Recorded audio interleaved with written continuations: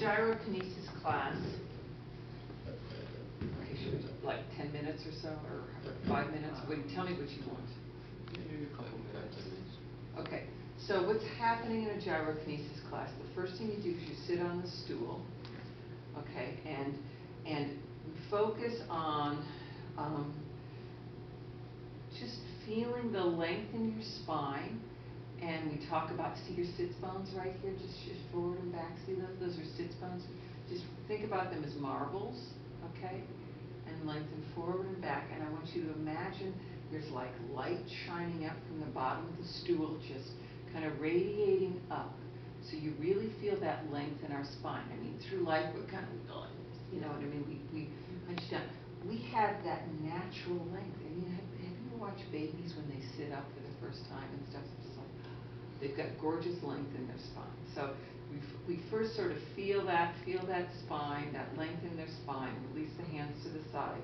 And I have them shift forward and back so you feel the front and the back of you, front and the back of you. Think of your spine as in one line. And we go side to side, side to side, side to side. And so you lift up your hips so you think of your spine as one line. This is your head and this is your tail. This is a very important spinal connection.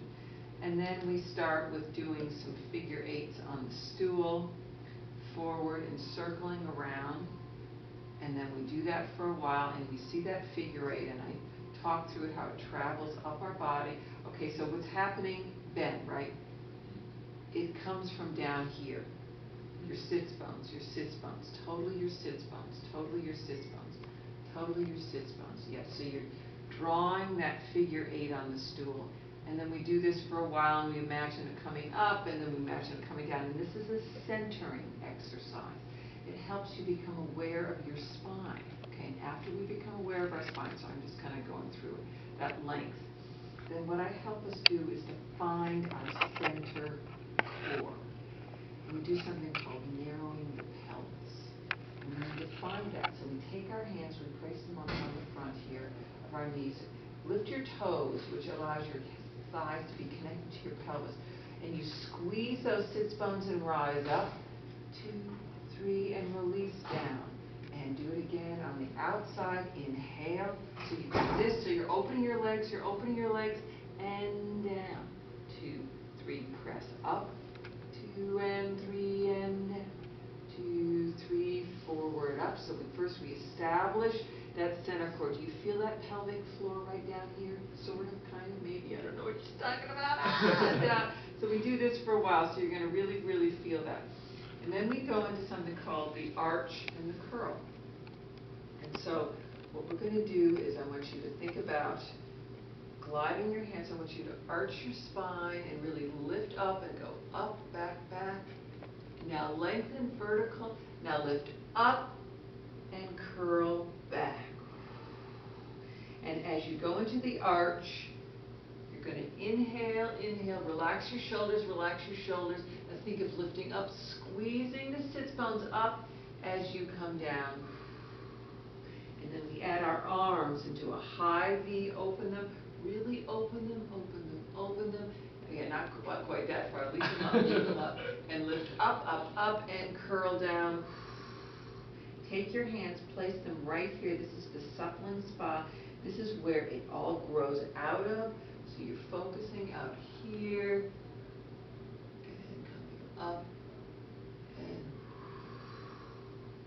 so we do lots of spinal movements. And so then we do one called, so we do arch and curl. We start putting things on top of that. So one, just follow me along for a minute. So we do the arms, they go up, so drilling into the earth. So we curl and we arch, and we curl and we arch. And so we have 8 different arm variations of that. Okay.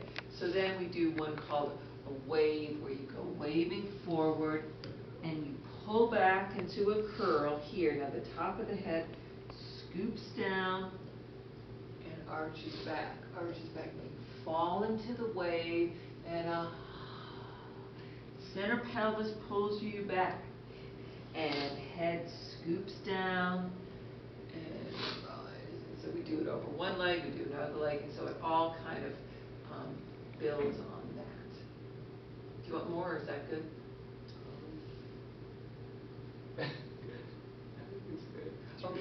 So I it, think we got the gist of it.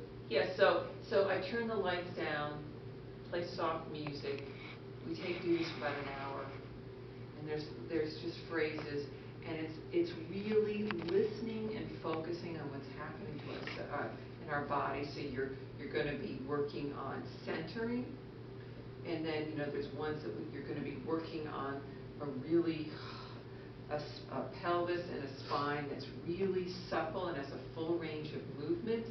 Then we work on a big one is curl, where it comes from here and arch.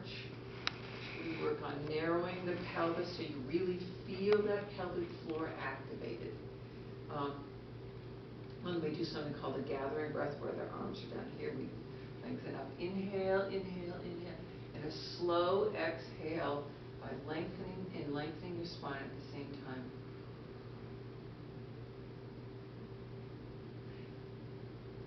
It's very calming work. You leave feeling really stretched, strong, and calm. Just calm and relaxed. And it gets quite rigorous. I mean, it's a workout. But there's generally not a lot of jumping, but it really works on a full range of motion with the spine. We do lateral shifts, we do arches, we do curls, we do something called circumduction, where you circle all. That's actually open circumduction. And then we, with the pelvis. So every possible way you can move your spine, and you go for fluidity and ease.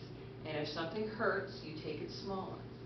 I mean, I have some people who have a more limited range of movement for whatever reason, and they just kind of take it in this range. So you need to honor where you are. It's not about being heroic and torturing people. If something is uncomfortable, you don't do it. You need to honor where the body is and try to guide them into expanding their movement possibilities. Yeah, wow, great, thank you so much. You're welcome.